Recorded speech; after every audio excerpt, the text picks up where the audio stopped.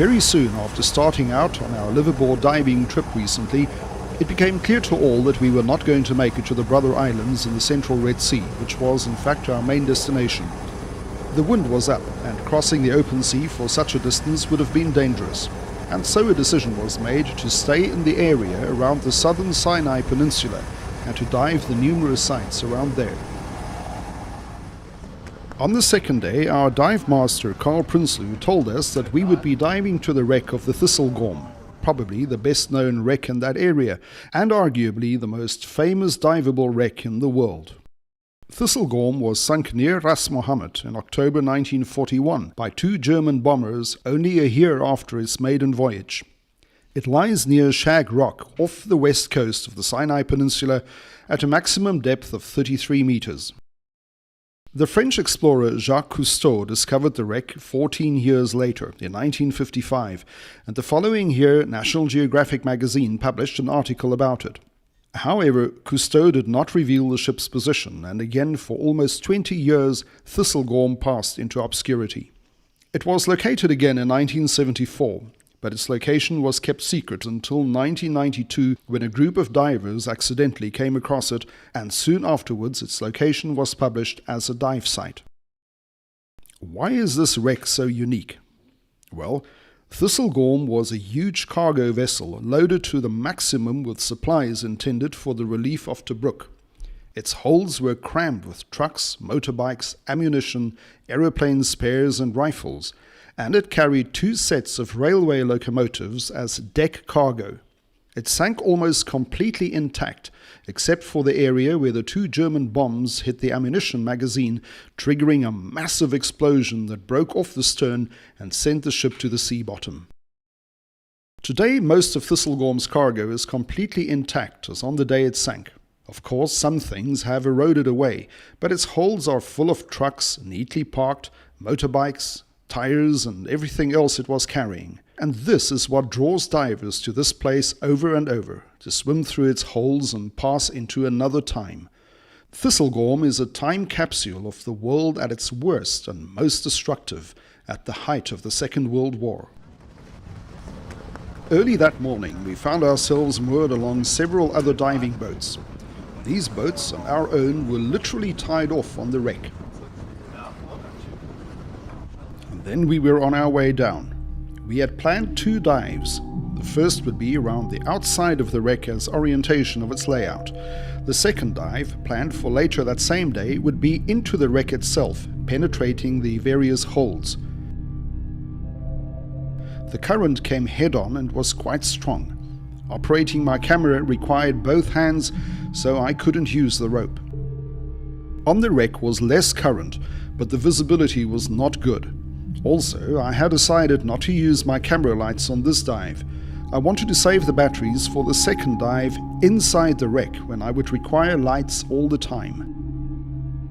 I followed Dennis and Reg Scully across the deck to the port side. We wanted to reach a steam engine which had been blown off the ship by the explosion. It lay some 20 meters from the wreck. When we eventually got there, it was clear that the murky water was going to prevent me from getting clear, wide shots.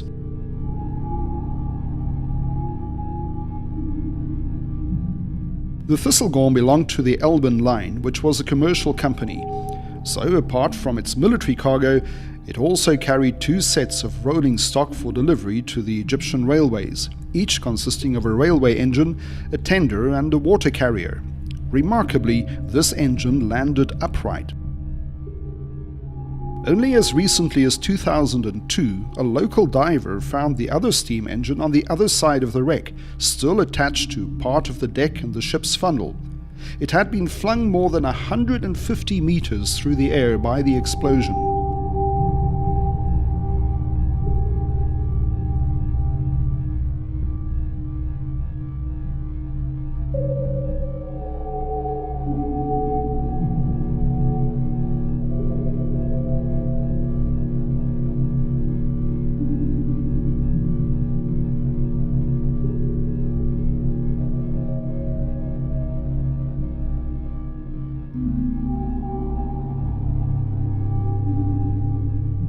Here, between the steam engine and the wreck, was a massive debris field where all the fragments that had been blown into the sky landed and lay scattered everywhere.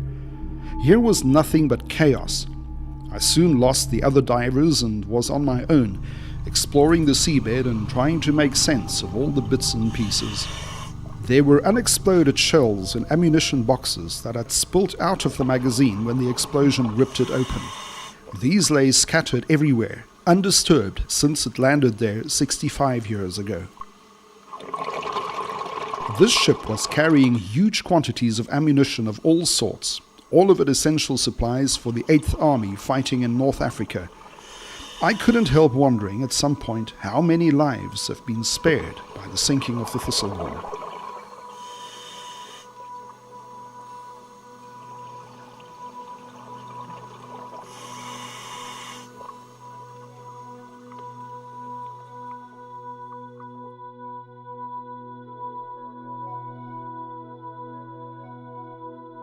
I was now near the stern, looming over me like a huge building.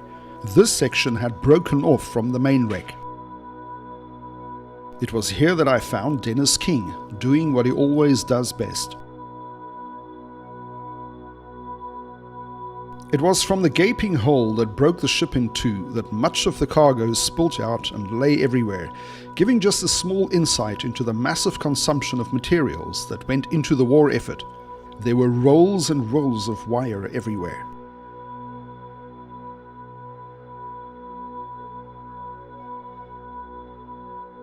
At times it was hard to discern what I was looking at.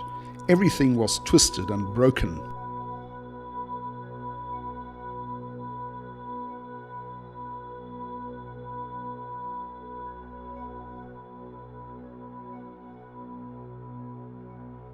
The remains of some trucks lay intertwined with other fragments of the ship. The only recognizable parts were the wheels.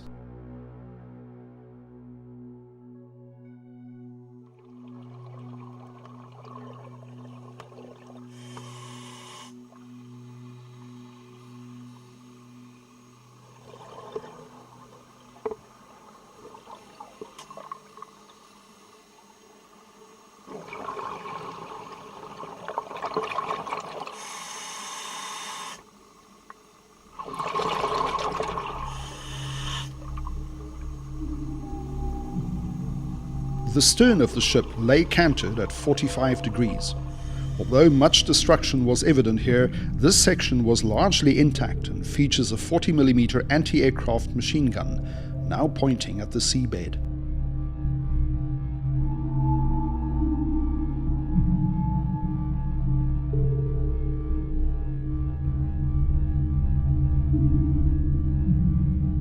I would have liked to have used lights here, to lift out some of the fabulous colors of these soft corals, but I needed the batteries full for the second dive later on.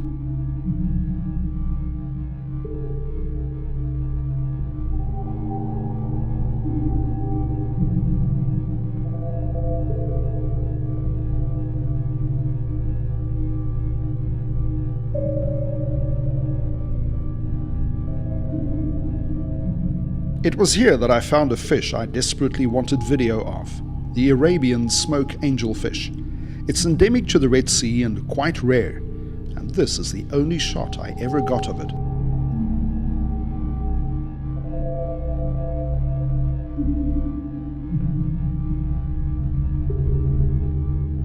As it swam off into the distance, I was left to contemplate the perspective of a wreck lying at an angle, all broken and twisted. I had a strong sense of loss, of tragedy and of waste. It's exactly these strong emotions that draw divers to wrecks. This is where we can cross that elusive interface between what is and what was.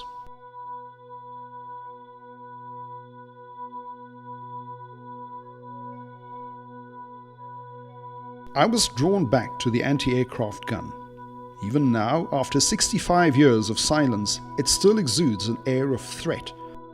But when I saw the coral taking hold on the barrel, I realized that this gun, like the ship it once protected, and like all other wrecks, was condemned to decay and obliteration. I began making my way back to the midship area and swam over the section where the magazine exploded.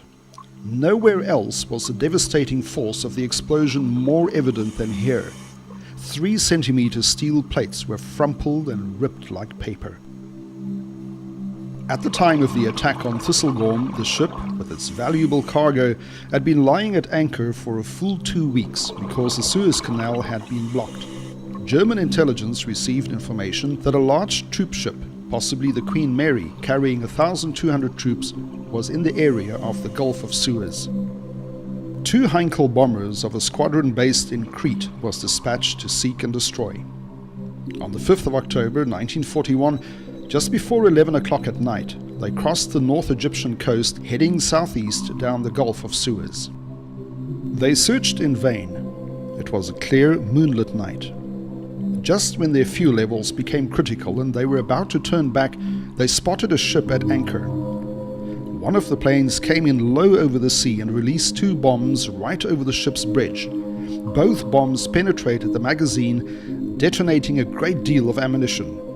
The explosion sent the 2 locomotives flying into the air as the ship was ripped open like a huge tin can. The ship began sinking very fast. There was no time to launch lifeboats, and the crew simply leapt straight into the sea. At 1:30 in the morning, it disappeared beneath the waves. Of the 48 crew on board, 9 perished, making this ship an official war grave. Once back on board our diving boat, I studied some documentation about the Thistlegorm's cargo.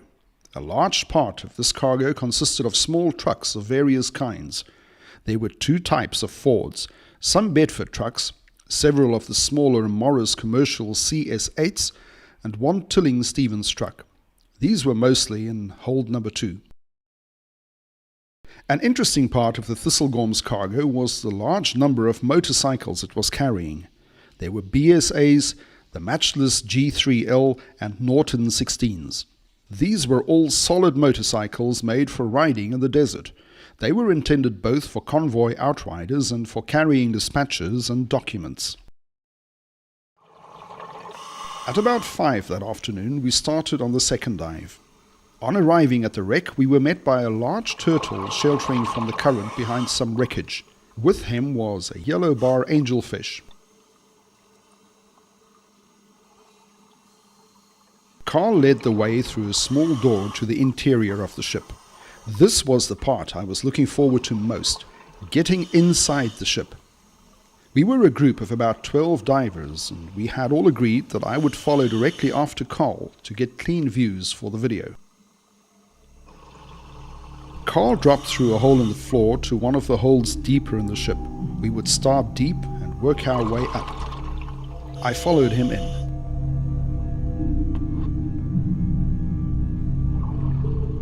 There was a lot of suspended sediment in the water, kicked up by other divers.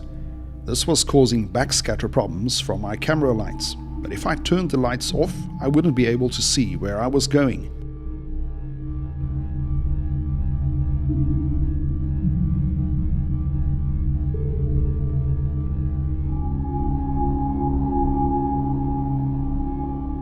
We eventually entered one of the holes, and here came across some trucks. One of them carried a load of gumboots. Here was the first evidence of the human element of Thistlegorm's story.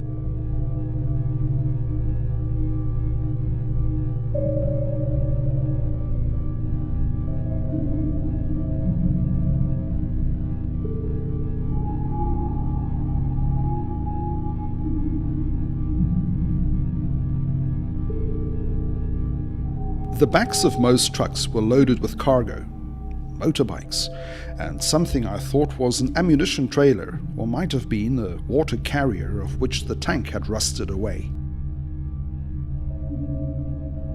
The canvas and woodwork on the trucks had long before disintegrated. Only frames were left.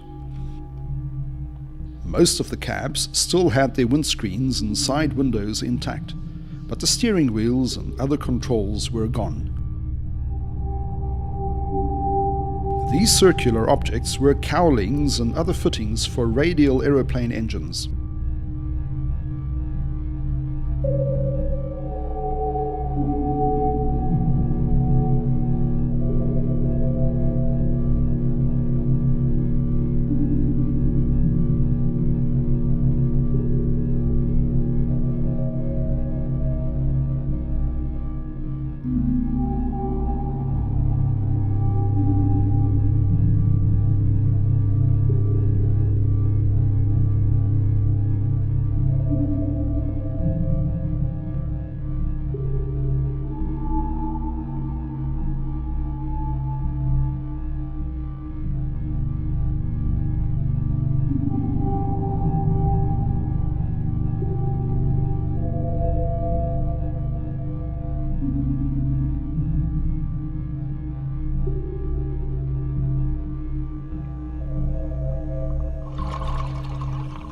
We entered another hold. Here were more trucks. There was a peculiar order about everything. The trucks were still neatly parked, as if done only yesterday, and they all still had their spare wheels in place under the rear floor, but the floorboards had long gone.